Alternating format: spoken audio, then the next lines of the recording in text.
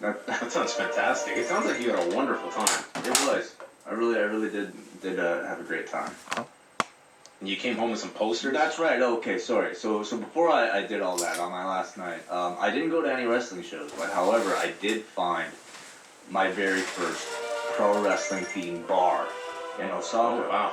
And the way the bars are laid out in at least in a city like Osaka, a lot of them are like kind of just tucked away in these small spaces, and what kind of reminds me of like just an office building, here in North America. So you like walk up steps, and then like in all like you go down a hallway, and like in each door is a different type of bar.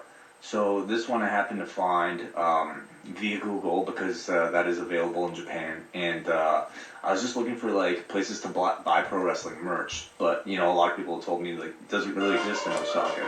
The closest thing I found to it was this pro wrestling bar, so I show up to it, and the name of the bar, John, is Count 2.99.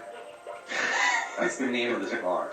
That's awesome. Yeah, I walk in, and like it's this like tiny little thing, but like when you go in, it's like people sitting in front of the bar. They're watching Hell in a Cell, and then like on the wall is like a bunch of Polaroids of every pro wrestler that's been inside, and they're mainly like Japanese wrestlers. I started talking to the guy who owns it. I asked him like how many WWE guys have shown up, and I don't know how many WWE guys have shown up, but like he pretty much had like every major Japanese star show up in that thing, and there are autographed tables. He had like a bunch of toys, a bunch of posters all around, and I guess to them watching, like they have like Raw nights, they have SmackDown nights, and then I guess to them like watching WWE is kind of that cool niche thing, like how watching New Japan would be for somebody here. But for him, it's like, and for people there, it's watching Sasha Banks versus Charlotte, which got a great reaction in that room. And he's Picture that like bizarro world where they're just, it's like you're inundated with New Japan, for instance, and it's like, Okada, Super Okada wins again. But man, I got some tapes of Seth Rollins here and some Roman Reigns comps if you'd like some. A real worker. I guarantee it's like that. Maybe. In that bar, maybe. And I mean, here was this as Hell in a Cell was happening that they were? No, this is actually were they watching it live? Friday. So like, Hell in a Cell had happened on Sunday. I don't know if Boy, they were reliving it. yeah, I don't know if like he would have played it live on Sunday, but I'm guessing Friday was sort of like the only like it was the weekend, so the guy had to play it then. Maybe all the tourist wrestlers go to Ribera's, but the real wrestlers, they go to this bar. This is the place where you really get your cred. Going to Count 2.99. Yes, Count 2.99 in Osaka, and yeah, they're playing Hell in a Cell. I'll tell you the weirdest part though was like, so Hell in a Cell is done, and then like so these people are leaving the bar, then like Raw Talk is on. So I'm sitting there like these Japanese people, and I'll tell you like the English in Osaka is at a level far below the level of like a Tokyo, where I feel like more people are a bit more. You could be Chris Charlton to these people. You could translate for an entire audience. Well, I can't speak Japanese, so I can't really do that. No, but I'm saying you could interpret the English.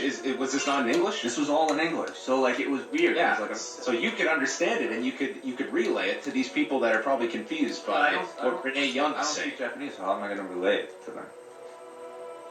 Oh yeah, there's a break in the road there. But yeah, it was just bizarre because like I'm sitting in this bar and like I'm watching Jerry Lawler and Booker T talk to people that obviously don't really know what they're talking about. Like they just had it on in the background. They weren't really watching, but it was just like it was a weird moment for me watching Raw Talk in Japan, and I was actually enjoying it. But anyway, so that was my time. Well, that was quite the experience. Raw Talk in Osaka. They haven't brought Raw Talk back yet. It was just kind of a one-off at the pay-per-view. Yeah. Well, are you upset about that? No, Could I'm be not. infringing on our time, really. We're not going to be tacking on Raw Talk. I will promise you that. Have you heard about the new, I'm sure you've heard of it, the new 205 Live Cruiserweight show they're adding at the end of the month? Yes, I have. So, I mean, that'll essentially turn SmackDown into a 3-hour show, won't it?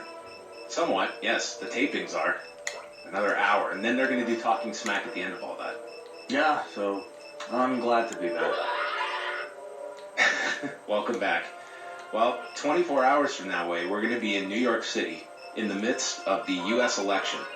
And both Donald Trump and Hillary Clinton are having their election night festivities in New York City.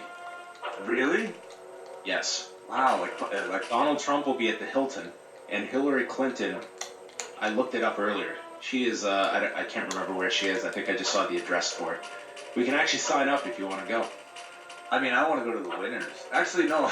Maybe I want. I want to go to Donald Trump's. Forget it. I just want to go to Donald Trump's. Trump's is going to be harder to get in. They've already cut off press credentials for Trump's.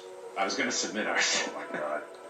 Yeah, that'll be wild. I'm sure security will be ramped up for everything. It's crazy. Hillary Clinton's, I was reading just to sign up for it, and they say expect airport level security checks. Bring as few items as possible. And pretty much the only thing you can bring in is a small camera. It's like, who the hell's walking around with a camera these days? I hope a phone would be considered a small camera. Maybe they'd confiscate your phone. Yeah, maybe. I'm expecting a tough time at the airport tomorrow, actually. Get your phone back and all your emails will be gone. Oh. Yeah, so, do you have any thoughts on that? Any last thoughts? Aside from, of course, the edition of Rio America that just dropped yesterday? I'll say I'm pretty excited that you and I are going on the two. Originally, you and I were going on Wednesday, and then it got moved to a day earlier. So I'm glad for the fact that you and I can head out tomorrow night. I hope you're going to want to go out and not just go to a spa in our hotel all night. No, if there's a spa, I mean... I want to be amongst the people. Yeah. Of course I do, I think we should go along like we're Americans, too. Sure, okay. How do we do that? How do we look American? Just say we're American. Oh. I don't think there's a disguise to it. Okay. Alright, gotcha. Could have a lot of fun. I think it would be awesome. Are you excited for UFC 205? Yes, it's a pretty solid card on Saturday. I wonder if the UFC expected... I mean, do you think they booked this knowing that the election was... I mean, that probably had nothing to do with it. It was probably just the only free date, right? In MSG. That was it. I mean, Madison Square Garden on a Saturday night is tough to book. And when Lorenzo Fertitta talked about this, he said they booked the first available date, and he didn't even know that the date they booked is the anniversary of UFC 1, the way it turns out. Wow. Yeah, cool. They didn't even realize that. They just took up the first free date, so I don't think they were paying attention to... I mean, maybe they were aware the election was going to be that week, but I don't know if it really would play any kind of factor in them booking New York or not this week. But what a crazy week it's going to be in that city. Mm-hmm. Are you worried at all? About what? Think there's going to be any violence tomorrow? This has been a wild election. Probably not even a question, the ugliest I've ever lived through. Yeah. And I'm not even American. I'm just watching from afar. Mm-hmm. But I'm so glad this will be over. Really? Yes. I mean, you don't find just great pleasure in seeing this? No, I don't. I think it's gone so far beyond that for me. Oh. It's frightening. Well, yeah, I don't know. I don't really care that much one way or the other. Well, are you ready to get into Raw? Yeah. As we were talking before about having a shortened version tonight, as we are 25 deep already, without even a talk of Monday's edition of Raw. A tape-delayed show from Glasgow, Scotland. Mm-hmm. Yeah, sort of, okay. No, I wanted to hear every detail about spas and buildings you climbed and bars you attended and talking Raw integration in Osaka. We're all up to date now on your trip. Sounds like quite the trip. Yeah, it was. You were gone how long? Two weeks? Yeah, about 2 weeks. Yeah, and because you were in Montreal for 1 week. Yeah, that was for work. But yeah, I ran into like Big Nog on the street. That was awesome. I was really annoyed that I asked him for a picture, and then I at the airport checkout, the security checkout, TLC were there. No way. Yeah. Chili and T-Boz. Why didn't you talk to Chili? Yeah, maybe Chili went to the count 2.99 as well. I'm sure she's been there. Yeah, I'm sure she just got her Polaroid up on the wall. Do they still perform? They were performing in Osaka the night before. Yeah. Huh. Yeah. When was the last time you heard of TLC? TLC. I think they perform with a new left eye, like a right eye maybe. That's kind of weird. Yeah, I think they perform with a new girl. I think. I don't know. All right. Well, you can look that up. We should get into Raw. Michael Cole noted to start the show, this is the first time Raw has ever been in Scotland from the SSE Hydro. And Stephanie McMahon comes out to start the show, and this was a crowd way that was, I mean, they were really into a lot of these entrances. You know, for a first-time audience, I would imagine a great number of these people never having attended Raw before in their lives. This was probably a really big deal to see this in person, and they reacted to a lot of these people. You got some superstar reactions. This did not hold for 3 hours, but especially that first hour.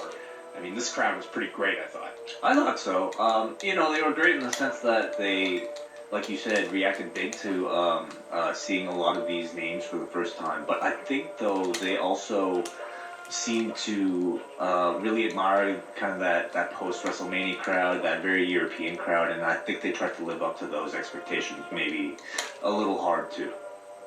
Stephanie notes that Mick Foley is unable to attend tonight. There were lots of boos for that, and then she panders to Glasgow and says that there was a war of words going on that has infiltrated homes, and it's red versus blue.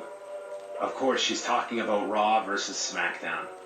Really, really great analogy to use when you're in Scotland. What do you mean? You think this crowd had any idea she was making a play off of the U.S. election? Oh, okay. So, yeah, I guess I didn't even... You're right, yeah. This is very much a U.S.-tailored promo, and I don't know what they necessarily were expecting here in Scotland to get the analogy directly. And she repeats that line for Survivor Series. Fantasy warfare come to life. That has officially just started to grate on me every time I hear it. You know, like, I think that, like, this particular show showed me so much about, like, things that might look really great on paper. Like when you're writing with a bunch of writers in a room or writing by yourself at a desk, you know, this might sound really cool, but, like, when you're performing in front of a live crowd, things don't necessarily translate as well. She instantly elicited Goldberg chants when he was mentioned by Stephanie. And then she introduces Team Raw with Kevin Owens coming out to a huge reaction, Chris Jericho, another huge one, and they booed the hell out of Roman Reigns. And then Braun Strowman was out fourth, and then Stephanie introduces the fifth member, the mystery man. Who could it possibly be? Seth Rollins, who got a good reaction coming out as they teased who it would be with a dramatic wait for the entrance song to start. And Rollins says that after they win, nothing is finished between him and Owens or Sparkle Crotch. And the crowd started chanting Sparkle Crotch. And then we had a graphic of Team SmackDown, which was lightly booed, and Stephanie gave this big rallying speech stating to fight like your lives depend on it and your jobs depend on it, because they do. So are we to believe, Way, that Stephanie is willing to fire her top 5 people if they lose this match that has essentially nothing on the line but bragging rights? That Stephanie is going to fire these 5? That's what she said. If they don't win? That's what she said. Well, she, not necessarily all 5 of them, but I think any underachievers she's threatening to fire. Well, if they lose, it means all 5 of them lose. I mean, that's... Yeah, I guess. She's not going to fire all 5 of them, though, even in storyline. What a stupid line this was. Well, I mean, I guess the thinking is, you know, they needed a reason for the baby faces to want to go ahead with, you know, fighting for Stephanie, essentially. And this was kind of the reason. This is the crux of my problem with this, is that I gave them the benefit of the doubt for weeks and weeks, and we got lots of time till Survivor Series. They have time to put stakes in place, and here we are with 1 episode to go for Raw. Nothing is on the line, and unless they set something up next week with the GMs on Raw, like, there's nothing that would have you invested in this. Why would you possibly care who wins this? Because you love wrestling. That doesn't attach itself to one brand winning over the other. It doesn't matter. Well, none of these Survivor Series matches matter. Yeah. They don't. Stephanie then leaves. Owen says that Stephanie's right. Everyone needs to be on the same page. Admits that him and Jericho made some mistakes along the way. Chris notes how they are the Universal Champion, and they, meaning Reigns, Rollins, and Strowman, are stupid idiots like the Glasgow fans, but you're our stupid idiots, and calls themselves the co-captains, mock the Shield name, and then they speak in sync with one another, and it leads to all five fighting. Strowman drops Rollins, throws Jericho down onto the mat, and then Stephanie comes out. And right after she gave this rallying speech about these five needing to work together like your lives depend on it, she books a fatal five-way for tonight.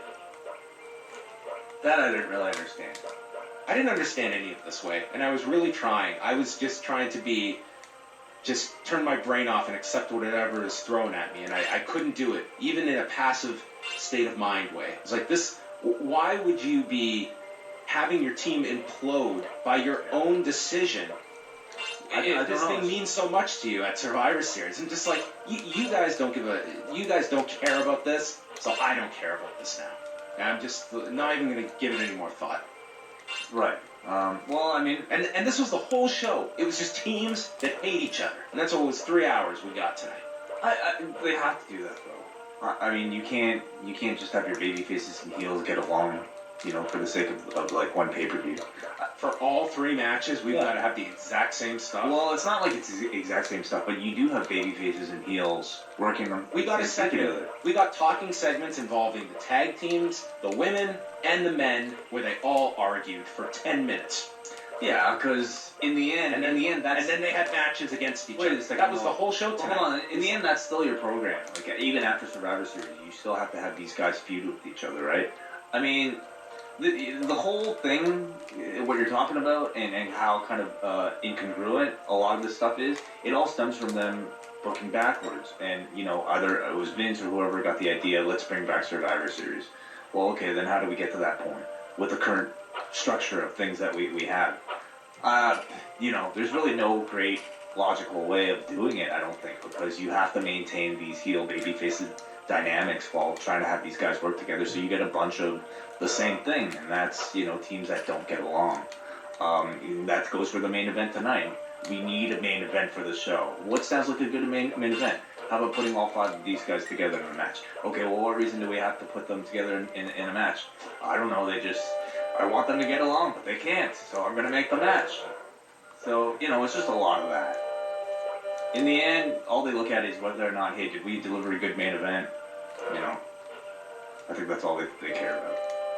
Our first matchup featured Rich Swann and Sin Cara taking on Brian Kendrick and the debuting Noam Dar, who came out and got the reaction of all reactions. This was fantastic. You did. I would go so far as to say maybe the best thing on Raw. I was so glad that they chose this show to hold off on his debut, and he came out and he felt like a superstar here when JoJo announced his debut, and even got pyro. I thought it was great. Totally, completely agree. And then we got the best line of the night from Michael Cole. And don't worry, if you love your cruiserweights exclusively here on Raw, they will stay right here, even when 205 Live gets underway in 2 weeks. Meaning Michael Cole really needs to check up on the definition of exclusive. So, the exclusive cruiserweights will now be on Raw, NXT, and their own show. Anyway, what he really needs to say is that they won't be on SmackDown. That's all he wants. That's it. That's the only place they don't show up. Well, if you do show up on SmackDown taping, you will see them. Yeah, and they'll still be exclusive to Raw in the weird WWE logic. Dar started off and had a great reaction. Sin Cara came in and got sent down to the floor. They went through a break. They mentioned how Dar has been influenced by Johnny Saint, Mark Rollerball Rocco, and Eddie Guerrero, who I feel is, the way you followed all of the Cruiserweight Classics, I think they listed Eddie Guerrero as the influence of just about every Cruiserweight in that tournament. I think that's just their Cruiserweight godfather is Eddie Guerrero. Yeah, I'd say for wrestlers in general of this generation. I think I actually made this exact point during one of the CWC reviews with Braden, and that's how Eddie has kind of become that, he's become Sean, he's become Brett, He's become Hulk Hogan of this era for this generation of wrestlers who really, admire a great wrestler who's also great on the microphone and had personality. I feel like just as many people would probably list Chris Benoit as well, but of course, yeah, that's not, that's certainly not an inspiration at this point. Swan did his leaping Hurricane Rana to Kendrick off the turnbuckle, and then Sin Cara hit a swanton to the floor onto Noam Dar, and then Swan rolled up Kendrick, pinning the champion for the second time, and Rich Swann and Sin Cara got the victory. And afterwards, Kendrick got on the microphone blaming Dar for the loss, and the crowd was booing this and calls him a loser, says that he lost in the CWC because he has no talent, and that Kendrick is the best cruiserweight in the world, and just like TJ Perkins, he always fails when it matters most, and it just built up to a easy spot for Dar to knock him down and make his comeback and hit this running enziguri and let the crowd leave happy. A stunning decision for somebody in their home country like this to give the people a reason to just be happy. I thought it was a good debut for Dar. The match, I thought it was a great debut. Yeah. I mean, I think the match was just kind of uninspired, and kind of there and didn't really stand out at all, like a lot of the cruiserweight matches have been. But he got a great reaction in his hometown. I feel like with a lot of the cruiserweights, it feels like we're kind of watching like indie wrestling booking, in that you have a bunch of generic guys, and if you go to like an indie show, you don't know any of the people, so the bookers kind of have to resort to like tried and true kind of cheap heat tactics, like beating up the hometown dude to get a reaction, and it's just kind of a difference from again seeing what they were like on the CWC, where I thought there was such a deep level of professional wrestling storytelling with so many nuances. Here, it's like we're getting a simplified version of what these guys are capable of. We should also mention this was notable with Sin Cara in this match, because apparently on Sunday there was an altercation on the bus involving Sin Cara and Chris Jericho. Really? Did you not hear about No, this? I did. I've been out of the loop. So, well, the details were somewhat sketchy, but apparently, I don't know what Sin Cara was doing. He was I guess, causing some annoyance on the bus, and then was eventually confronted by Jericho, and it led to, an altercation. And Dave Meltzer noted that the crew on the bus tossed Sin Cara off the bus as a result of it. And apparently, Jericho bit his finger. Oh my God.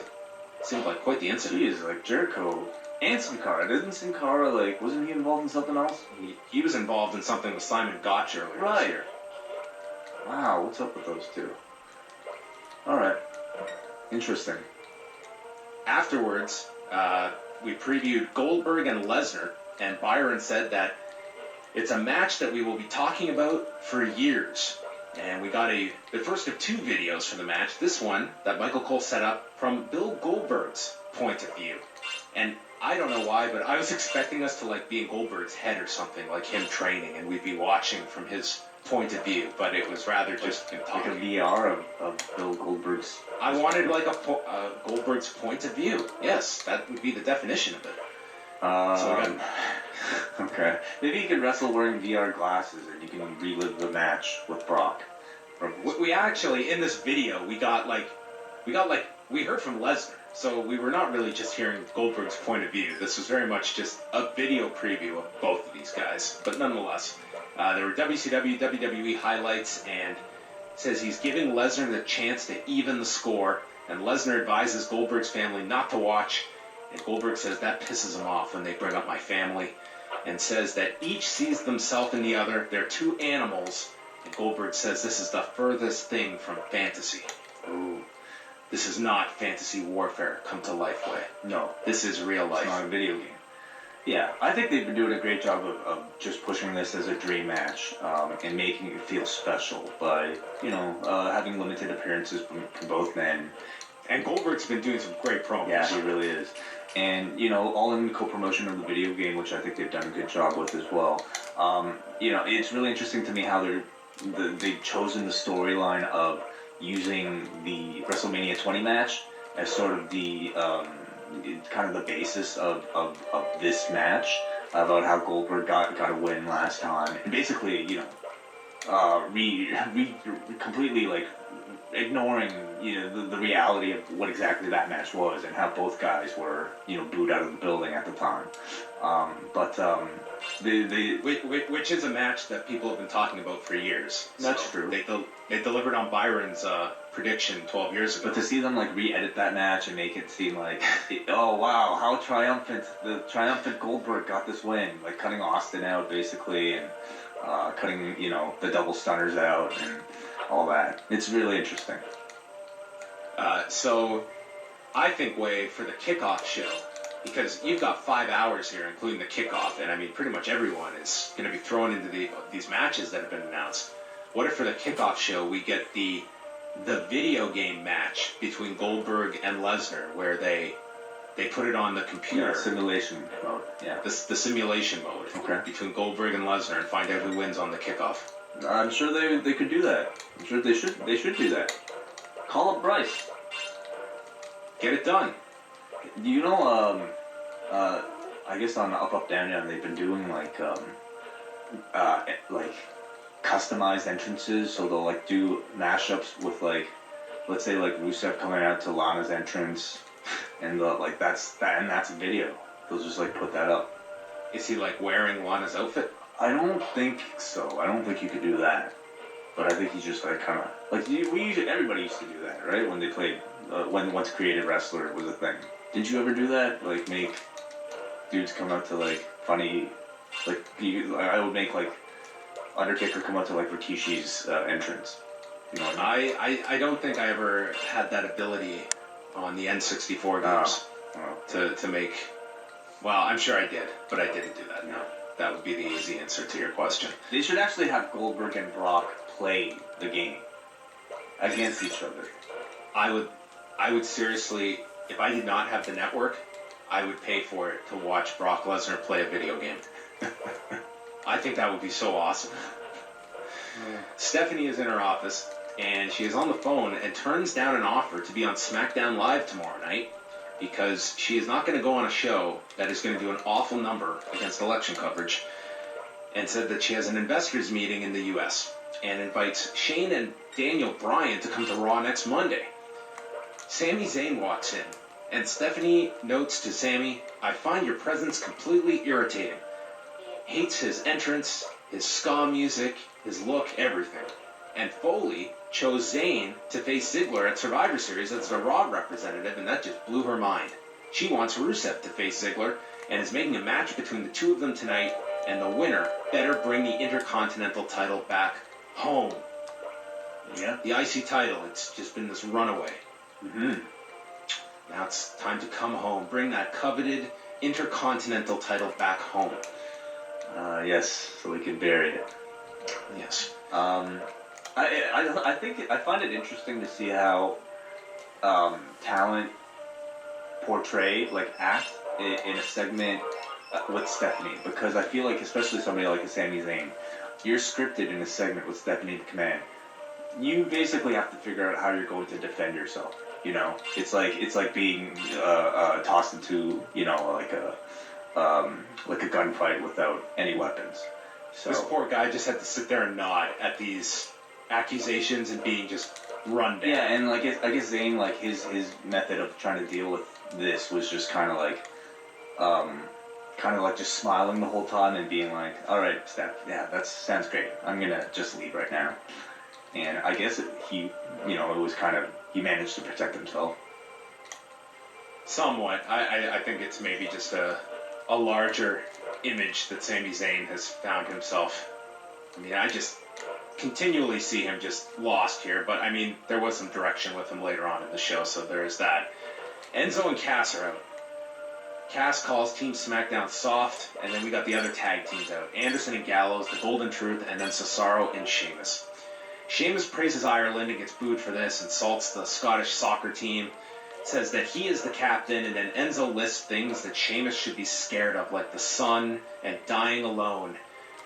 And Anderson then calls Sheamus a nerd and calls them Eurotrash and Cesaro thinks it's a lame insult and says that he could have called Sheamus the Red Rooster. They started a shame chant. This went on and on. New Day comes out, dressed up like they were in Braveheart as these Scottish warriors with Scottish music, and Woods is playing the bagpipes that he has named Haggis. Did he say haggis? Is it Haggis? I thought it was like... Was it? I thought it was an actual... whatever. He wasn't really playing the bagpipes. He was just kind of like singing, pretending to play. He noted how hard they were to play. He said he'd been practicing all day and they're very difficult. I just wrote here lots of talking. I'll tell you, like, you know, I thought this was actually a good segment, and I thought Sheamus was really good here in this particular, you know, playing up the whole Irish thing and really doing a great job making fun of, like, Scottish people with some very specific Scottish jokes that I think only people over there would understand. But it seemed to get a really good reaction, so I thought Sheamus was good, but, like, they did a lot of pausing to let the crowd react, and the crowd was reacting really well, so I think they should have done that. But as a result, this segment went a lot longer than it was probably intended to. This was so... And they probably scripted way too much without accounting for the live reactions and, you know, what ended up being slower deliveries from all of the performers. Like, this should have been 4 minutes, and it was more like 12. And they did get into Big E doing the William Wallace quotes from Braveheart, and they really got into that. But then this continued, and it was Xavier asking if Anderson and Gallows will fight with them in Scotland. Anderson says he's going to stab them in the back the first chance they get.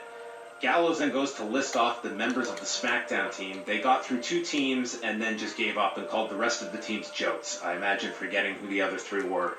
And Xavier says they've beaten them multiple times, so that makes you guys bigger jokes. And we got a Team Raw Rocks chant going. I wrote here at the end that this segment was the length of Braveheart at the end. I just thought this went so damn long, and I was just dying here watching this. Yeah, I totally understand. I did think, though, there were good performances within it. So then we had a tag match with Big E and Kofi against Carl Anderson and Luke Gallows. And when Graves is comparing Demolition to New Day, Michael Cole handicaps the differentiation by stating that New Day knows how to entertain and have fun, which is what it's all about. Right. That's what we're really talking about. How have Gallows and Anderson been over the past several weeks, kind of as this their new gimmick of hating on fun?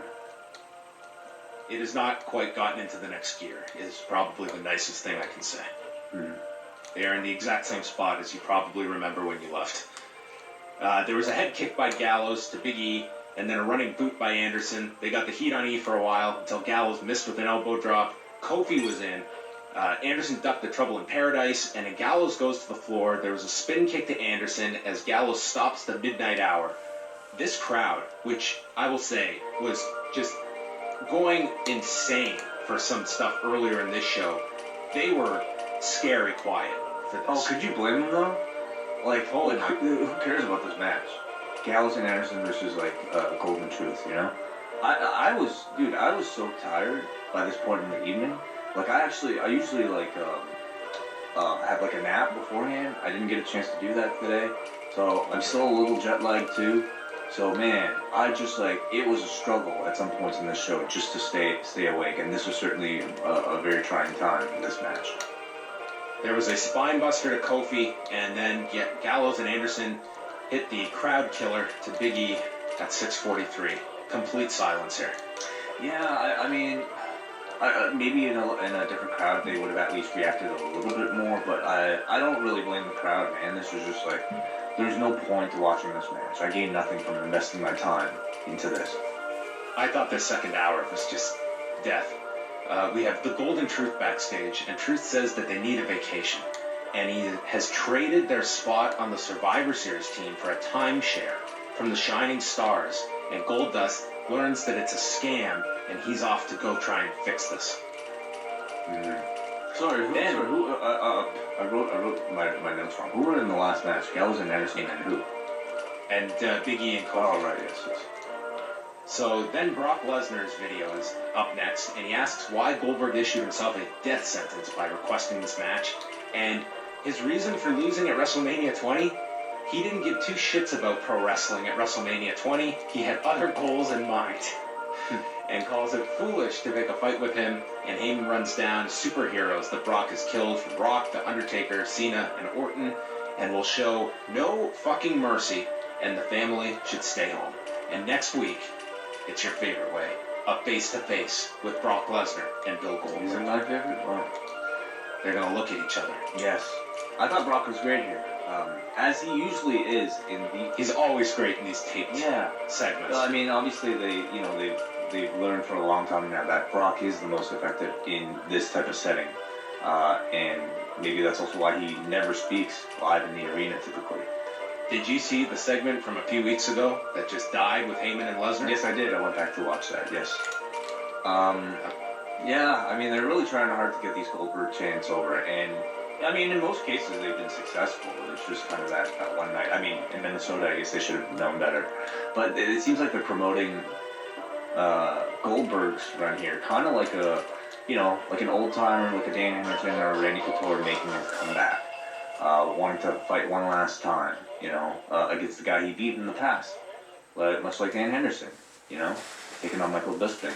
My God, it's exactly that. Yeah. And if Brock Lesnar is Michael Bisping. Yes, exactly. So, I think, again, taking a lot of cues from MMA, obviously both being MMA fans, and, the build is very much kind of like an MMA build. It's been successful. Owens and Jericho are backstage outside of Braun's locker room, and they're going to try and get him onto their side because he could be of use to them in the future. And Braun is just sitting alone in this nicely lit room by himself, just pondering. How does Braun Strowman get his own dressing room? He's a big star now. He gets his own dressing room with his own printed sign in color, with his own font, and even a background for that sign. Come on, he's just he's been on the main roster not even that long. He's probably got a lot of heat with the locker room if he's already dressing by himself. Jericho wants to put him on the list, but Owens keeps stopping him, and he's complimenting Braun. Says they can be a team of 3, and he says, "I'm on Team Braun." And Jericho jots down his name on the list. Yeah, I thought their handling of Braun Strowman on this episode was actually really good. I think I'm still not really clear if he's supposed to be a babyface or a heel, especially in a segment like this. But nonetheless, I think they're crafting the monster pretty well. I think they're just kind of experimenting with him right now and seeing, this was a night where he was certainly given a lot of spots to shine as a babyface, and I mean, they may have the plan of just keeping this guy a heel, but this might be, hey, let's see if the crowd takes to him. Let's see. Yeah, I think that's their ultimate goal. I feel like Vince would love for this guy to be top face. Next was an Emelina promo. Maybe this is just going to be all Emelina is. It's just these videos. I'm waiting for a swerve, and maybe she'll come out just looking complete. She's gained weight. Yeah. Back surgery, and she's out of shape. Yeah. She'll be I don't know. Maybe she'll have too much come out looking like she's had too much plastic surgery. Well, that's one direction you can go. I'm just trying to think what the end goal is here. Because will she just come out as a hot girl and just kind of be that the Eva Marie type? That's kind of the direction you see. But these are so kind of blatant that you have to expect some type of swerve, right? Maybe she's going to do I don't know. She could come out as a man. As a man? Yeah. Okay. Or maybe it'll... I don't know. Maybe it'll... Stephanie did say that their creative team is... Didn't you remember she did that interview a while back talking about transgender characters? No, I don't remember that. Well, we'll Google. I don't know how that would work. Yeah, I don't know how that would work with her. Maybe they'd have a guy play her. A guy play Emma. Zack Ryder can play her. Well, then who's Emma gonna play? Zack Ryder. Okay, so it's cosplay. Yeah. Raw versus SmackDown, fantasy warfare come to life. Just so we should. This should just be a gender swapped edition of Raw and SmackDown. Maybe they could do face swap with Zach and him. Oh, interesting. Yeah. You need like glasses to watch their matches or something. It's very late. Sorry. And this show sucked. Yeah. Golden Truth against the Shining Stars. This is why I was avoiding getting to this match. They got the advantage on R-Truth for about an hour. And then eventually Goldust came in. He tore up the timeshare brochure. Truth then took Epico to the floor, and Primo rolled up Goldust using the rope for leverage. 5 minutes and 18 seconds this went. And the Shining Stars are now on the Survivor Series team for Raw. Yeah, I'd say this was the toughest match to stay awake for throughout the entire show. Like, I've been up for a long time, and I was like eating my dinner as I was watching Raw. So, like, it was just such a sad scene, I could imagine, of me trying to, like, scoop rice into my mouth while staying awake, trying to watch this shit and taking notes at the same time. Because, just a really boring match.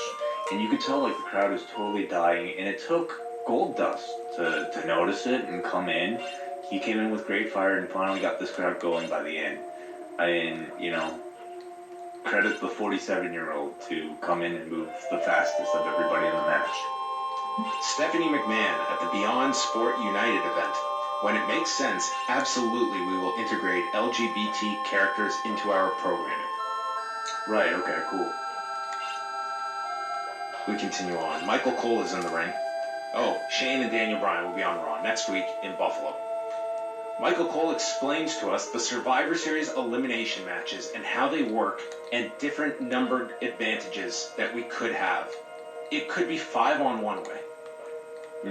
Yeah. Yep. I know that. Just like it's always been.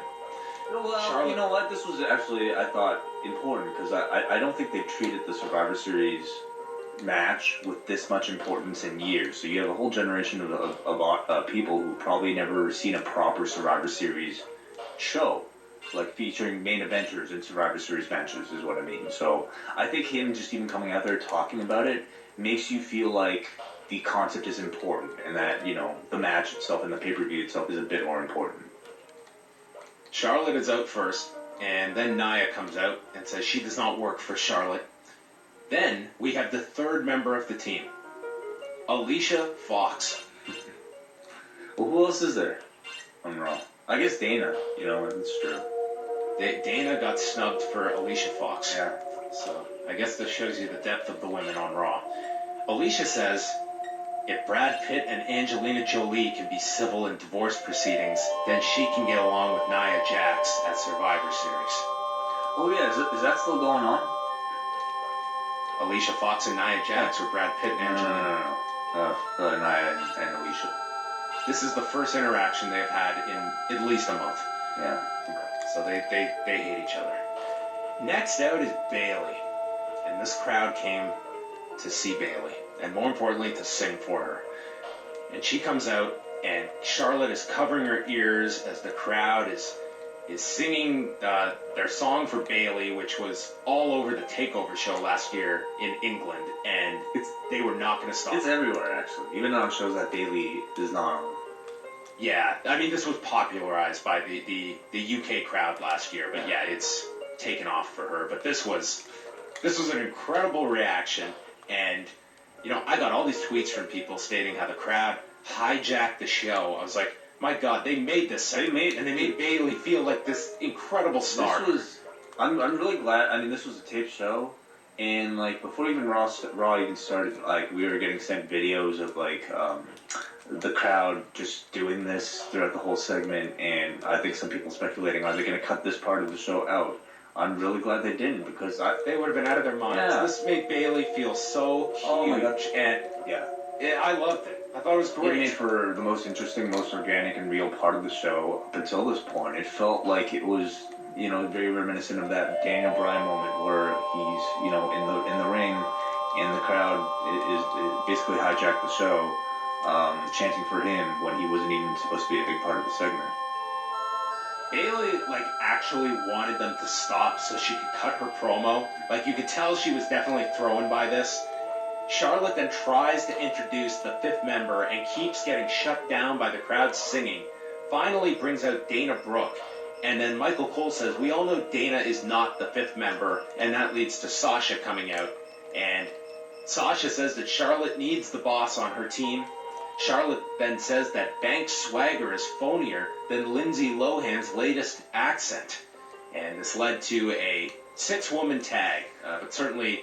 And the crowd singing would bleed into the match. Sasha coming out last was a bit of a tough spot for her because, Bayley in this segment was clearly the most over babyface, but Sasha was kind of being positioned as the top one.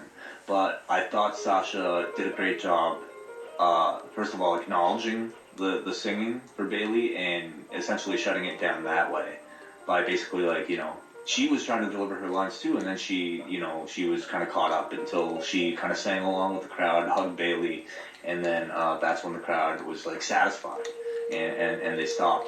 So, the segment itself was a bit of a mess because of how unpredictable the crowd was, but I think it made for a very real, organic moment on TV, especially for Bayley.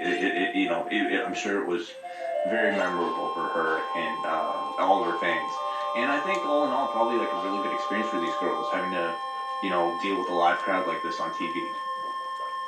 So the match begins. It's Charlotte, Nia, and Dana against Bayley, Sasha, and Alicia Fox. And Banks has the kinesio tape on her shoulder, her left shoulder, and down her back. They had the advantage on Sasha after Jax drops her as Banks runs into her off the ropes. They went through a commercial break. And then Bayley eventually got the hot tag, hit a sliding D to Charlotte, and then a cutter in the ropes. And then Dana comes in, and she just awkwardly throws Bayley into the corner. So as Bayley is down on the ground underneath the bottom rope, Jax splashes Alicia into the corner while before that, Alicia goes to throw Dana to the floor. And as Dana's going through the ropes, she stumbles and lands on top of Bayley's face. I think Dana had this warrant out for Bayley's death in this match, and somehow Bayley survived Dana Brooke. The referee was checking on her. She just landed on her so badly. Yeah. It's like, my God, she's just stumbling all over the place here. I really was not impressed with the match. Really. No, this was not good. Yeah, not really impressed with any of the girls tonight. Sasha got sent to the floor by Charlotte, and then Charlotte turned around and got hit with the Bayley to belly for the finish, and Bayley got the pin, which was the right person to get the fall here for the crowd. Yeah, great reaction for the finish. Charlie Caruso interviewed Seth Rollins. He says not many people like him around here. He's been promised future opportunities if he joined Team Raw.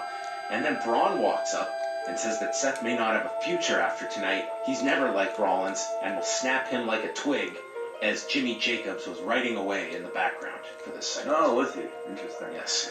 See, I thought Braun here came across like a bigger babyface than Seth Rollins. I think with Seth, I don't know what they're really trying for. I guess they're trying to play him like the lone wolf character, in a segment like this, basically. But in here, he's also saying he basically was, he had a deal made with Stephanie.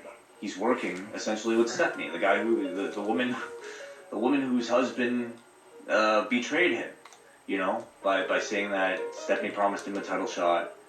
And the woman who Seth has repeatedly warned Mick Foley not to trust. Yeah, so he's now trusting. Rollins, I think on this episode came across quite unlikable.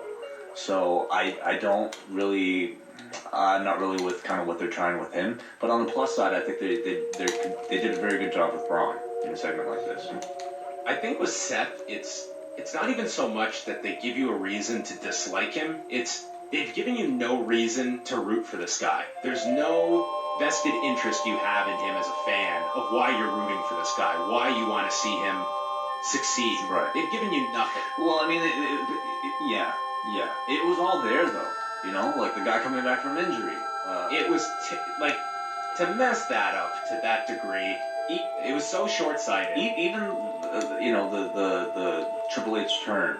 I thought that was great too, and that's all we really needed. Pissed off Seth Rollins coming back because he's been wrong, but his character has not really adapted or capitalized on that. And I get that they want to kind of play Shades of Grey.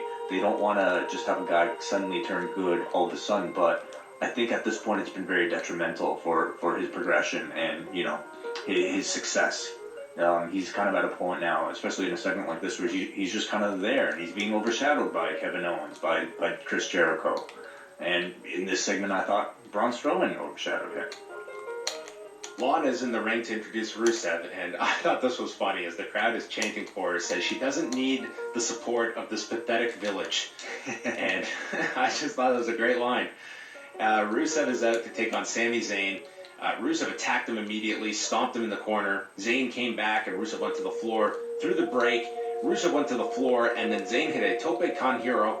Rusev got back into control, was climbing to the top when Zayn ran across the ring with a big haluva kick after missing an earlier attempt, and pins Rusev. So Sami Zayn is going to the Survivor Series, tentatively. The win certainly surprised me. Like I didn't think Zayn would be getting a win here. And I think it was a shock to a lot of people watching it, at least it seemed in the audience. But this was also a match where I don't think they were that loud. And, you know, maybe that says something about maybe just the energy level of the crowd, or maybe it says something about the way they've been booking Sami Zayn, because I don't think he's been all that successful of a babyface either. And so the win here, I felt like was supposed to feel like a bigger moment than it actually came across feeling. We got a shot of the Duke of Wellington statue with a cone on its head. Is that what the statue is supposed to have? Yes. Cone? It's apparently quite the controversy in Scotland. I was looking this up because I was just why? Very curious here. Well, what's the cone? Like an ice cream cone? No, like a traffic cone. Oh. Put on the street. It's on the Duke of Wellington's head on the statue, and they've tried to get it. They've tried to have it removed because when it comes off or whatever, and people go to put it on, like this statue is really tall and it's dangerous for people to be going up there. But there's been such an outcry that the cone has to stay. What? I'm yeah. Googling it now. This is insane. So they just keep this pylon on top? Okay, here it is. Capping the statue with a traffic cone has become a traditional practice in the city, claimed to represent the humor of the local population and believed to date back to the first half of the 1980s. The statue is a Category A listed monument, and due to minor damage and the potential for injury that the placing of cones involves, the practice has been discouraged by Glasgow City Council and Strathclyde Police. And there's a whole section here on the challenge to coning the Duke of Wellington. So you're saying, like, because it poses such a risk for the damage on the statue, they just decide to leave the pylon on so it doesn't encourage other people to do it? Yeah, that's what it sounds like. That apparently when it gets removed or falls off, I mean, it doesn't, I don't know how secure it is. Like if it rains, like, or if it's windy, maybe it falls off and then someone climbs up. I mean, it is a really large statue. So if you fall off that, you could certainly injure yourself. So I missed it on Raw tonight, but you're saying they shot like a scenic outside of yes. of the pylon on the statue? Yeah, and Michael Cole noted that there's a story behind the cone, and I was already, this was like the second most interesting thing on Raw. That really is fascinating. I mean, I think that's a great story, and they should just, I guess, leave the pylon there permanently, or you know what, do a ceremonial pyloning of the Duke of Wellington, like in a safe place. There was a Facebook campaign called "Keep the Cone" that accumulated more than 72,000 likes within 24 hours. Started by Scottish musician Raymond Hackland. Oh, him, yes. Of course. Yes. And there was a petition. So there you go. Oh, that's fascinating. Yeah. Maybe a Scottish listener can give us some background. Yeah. On the cone. Maybe Noam Dar should just come out wearing a cone every week. Yeah, that'd be great. I don't know how old he's going to be next week. Okay? Like in Texas or wherever. Okay, well, it's hard to know, but it's like let's give credit where it's due. They couldn't have had him positioned better tonight than in Scotland, and at least if you're watching at home, he felt like a superstar on night one. Yes. Kevin Owens, Roman Reigns, Seth Rollins, Chris Jericho, and Braun Strowman in a fatal 5-way main event. I don't know if I would have predicted this a year ago. Braun Strowman in a Raw main event. Owens and Jericho went after Rollins on the floor, and that left Reigns and Strowman alone in the ring, and the audience certainly picked the babyface. With these two options, they went with Braun Strowman. And they went through a break early, and when Braun delivered that reverse choke slam to Reigns, that crowd erupted. And they all ganged up on Strowman, and he did the big man spot, sending all four flying off of him. I really feel he is going to get the Superman spot in the Rumble. Just killing guys and eliminating them. Oh, for sure. Strowman gets sent to the floor by a Superman punch. Lots of boos for that. Reigns